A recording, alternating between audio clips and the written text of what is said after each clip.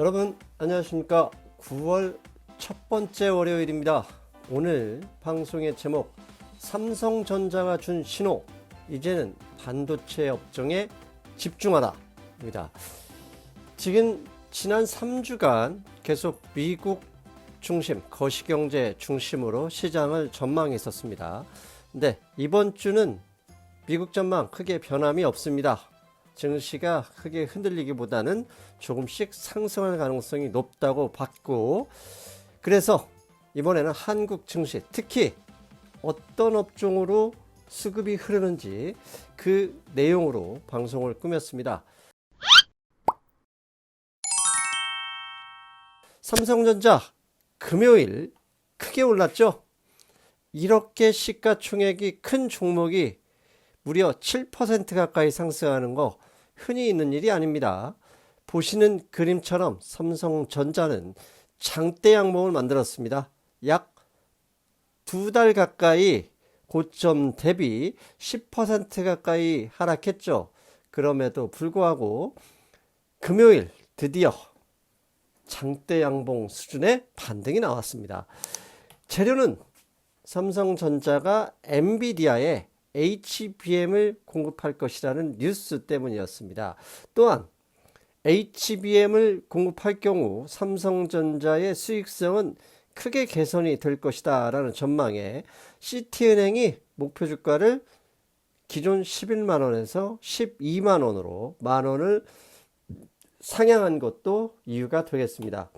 보시는 그림은 시티은행이 발간한 리포트입니다. 이 아래 내용을 보면 엔비디아 향해 결국 AI, GPU, 어떤 기업 구체적으로 얘기하지 않았지만 결국 누구나 다 엔비디아 향이다 이렇게 예상, 추측할 만한 글이었습니다. 아무튼 이 목표 주가 상향과 함께 삼성전자의 엔비디아 향 HBM 공급 소식, 이것으로 인해서 금요일 주가는 기관과 외국인이 미친 듯이 삼성전자를 매수한 그 영향을 받아서 일단 소폭 상승을 했지만 사실 오른 종목보다는 내린 종목이 많았습니다. 오로지 삼성전자 한 종목, 그리고 삼성전자를 둘러싼 이 장비, 부품 기업들만 상승했고 나머지 웬만한 기업들은 다 빠졌기 때문이죠. 그렇다면 HBM이 어떤 영향을 주길래 삼성전자 주가가 그렇게 장대 양봉을 만들었는지 알아볼 필요가 있죠. 그렇다면 하이닉스와 HBM 이 관계를 알아볼 필요가 있습니다. 하이닉스 2분기 실적 상당히 좋았습니다. 모두의 예상과 달리 일단 브레이크 이븐 포인트를 달성을 했어요. 그 이유는 HBM 때문입니다. 2분기 기가비트당 DDR4 가격은 0.2달러, 그리고 DDR5 가격은 0.3달러 있습니다. 한마디로 재료값도 안 나오는 수준이었죠. 그런데 HBM은 1.9달러, 아주 비싸게 거래되었습니다. 이렇게 하이닉스가 엔비디아의 HBM을 집중해서 공급했고, 이로 인해서 하이닉스의 실적은 2분기 브레이크 이븐, 즉 손실이 없는 예상보다 좋은 실적을 기록했던 겁니다. 그런데 이제 삼성전자가 4분기부터 하이닉스가 엔비디아에 공급했던 그 가격 HBM을 1.9달러에 공급한다, 이 뉴스가 나왔어요. 그렇다면 삼성전자 4분기 실적 기대할 만하다는 얘기입니다. 그렇다 보니 삼성전자의 기관과 외국인의 매수가 집중되었었죠. 그런데 이게 끝이 아닙니다. 그냥 단순히 삼성전자만 매수했다 그러면 그런가 보다 할 수 있어요. 그런데 앞에서 말씀드렸죠.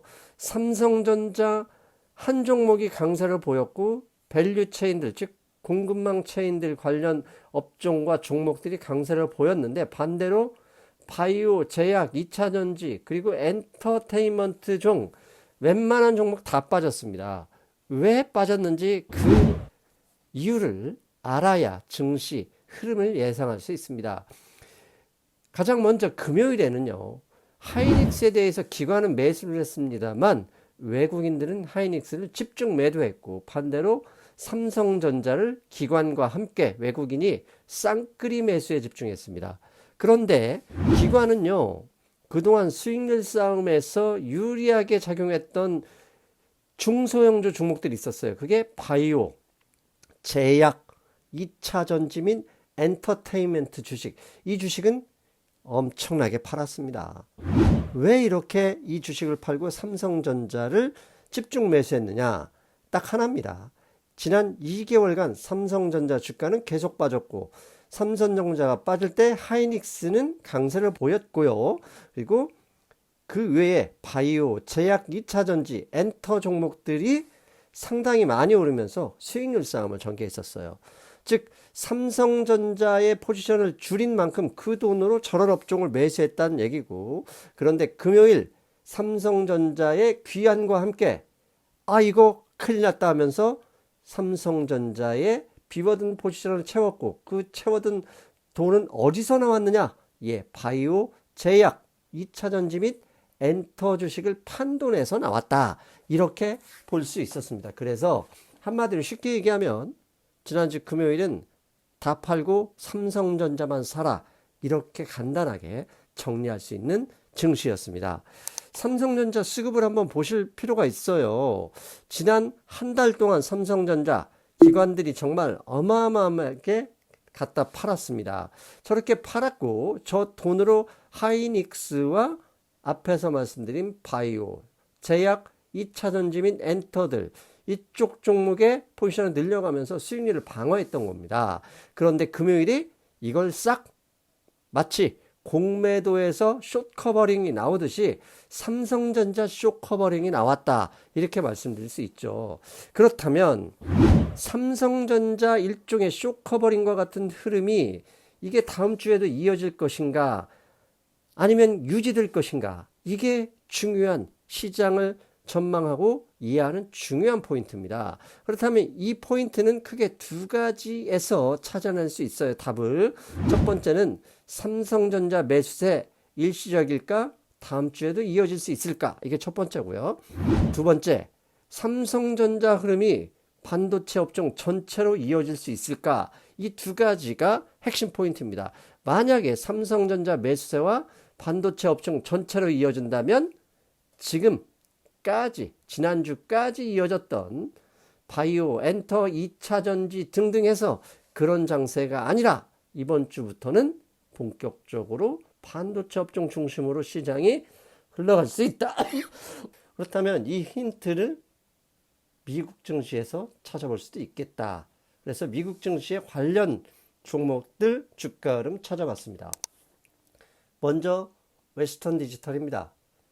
WDC, 워싱턴 디지털은 스토리지 업체죠. 낸드 플래시 전문 업체입니다. 그런데 보시죠.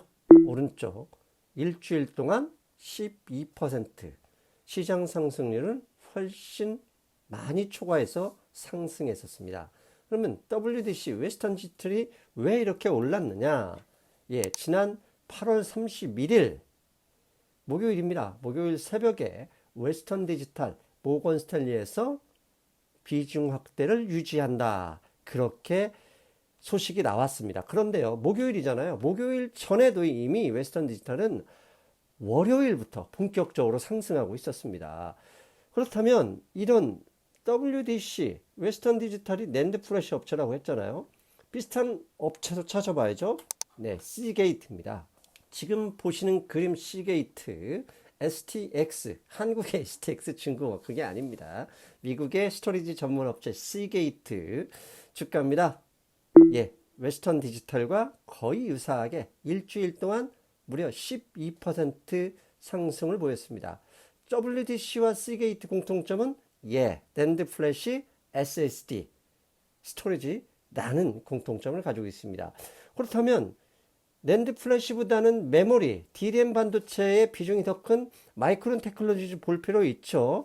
마이크론 테크놀로지도 올랐습니다. 그런데 웨스턴 디지털이나 시게이트보다는 덜 올랐고, 특히 금요일에는 웨스턴 디지털과 시게이트는 무려 4% 이상 오를 때 마이크론은 0.64%밖에 오르지 않았습니다. 그렇다면 이러한 흐름들을 특히 미국 시장에서 나왔던 흐름들을 종합해 본다면 첫째, 메모리 반도체, 그리고 메모리 반도체 중에 특히 낸드 플래시, SSD 관련 업종이 관련 종목이 강세를 유지했다, 이렇게 볼 수 있고요. 두 번째, 이런 흐름이 금요일 HBM 소식과 함께 삼성전자 매수세로 기관과 외국인이 유입될 수 있다, 가능성이 있죠. 왜? 마이크론이 그렇게 강세를 보였거든요, 일주일 동안. 그렇다면 삼성전자 흐름 이어질 가능성이 높다. 그런데 여기서는 삼성전자 그리고 하이닉스도 같이 가느냐? 아니죠. 하이닉스보다는 삼성전자 중심으로 봐야 할 것 같고, 그리고 삼성전자 서플라이 체인, 공급망에 해당되는 종목들, 그런 종목들 중심으로 강세 가능성이 높다, 이렇게 볼 필요가 있습니다. 그렇다면 다음 주에 반도체 분명히 저는 좋게 보는데, 왜? 미국 시장 흐름에서 보더라도 그렇던데 다 같은 반도체라고 하더라도 조심해야 하는 종목들이 있습니다. 첫 번째는 하이닉스 플러스 HBM, 이 교집합이 나오는 업체들. 왜? HBM 이제 삼성전자 중심으로 흘러갈 수도 있거든요. 그렇다면 SK 하이닉스 플러스 HBM 교집합이 뭐죠? 한미 반도체입니다. 그래서 한미 반도체, 반도체가 올라간다고 한미 반도체는 같이 올라가기는 힘들지 않을까, 이 점 주목하셔야 될 것 같고요. 또 하나, 반도체 전체로 이런 매수 분위기가 퍼진다 하더라도 만약에 반도체 업체 중에 부품이나 소재 등등 이런 업체들이 온리 하이닉스에만 매출한다, 온리 하이닉스양 부품 및 장비 업체들 조심해야 되겠더라, 이거 기억하고 계셔야 될 것 같습니다. 지금 보시는 그림은 한미반도체 수급입니다. 금요일 반도체 좋았잖아요. 한미반도체 지난 4일 동안 상당히 강세였는데 그 강세의 중심에는 외국인과 기관의 매수세였어요. 그런데 금요일 갑자기 외국인과 기관이 열심히 팔았습니다. 다행히 소폭 하락으로 마무리되었는데, 그건 이제 한미반도체 그 대주주 들이 매수를 했다, 장내 매수를 했다, 이 소식이 전해졌기 때문인데요. 일단 한미 반도체는 SK 하이닉스 양 HBM 부품 장비잖아요. 그렇다면 다음 주에도 삼성전자 매수세, 삼성전자 HBM, 특히 밸류체인 중심으로 시장이 흘러간다면 한미 반도체는 조심해야 될 필요가 있을 것이다, 이렇게 말씀드릴 수 있겠습니다. 자, 지금까지 방송 결론 간단하게 정리해 봤습니다. 자, 결론. 일단 증시 흐름은 다음 주 금요일, 지난주 금요일 삼성전자가 힘을 냈고, 그 다음에 미국 시장의 반도체 종목들의 흐름을 보니 이번 주는 반도체 중심으로 흘러갈 가능성이 높다, 이렇게 말씀드릴 수 있고요.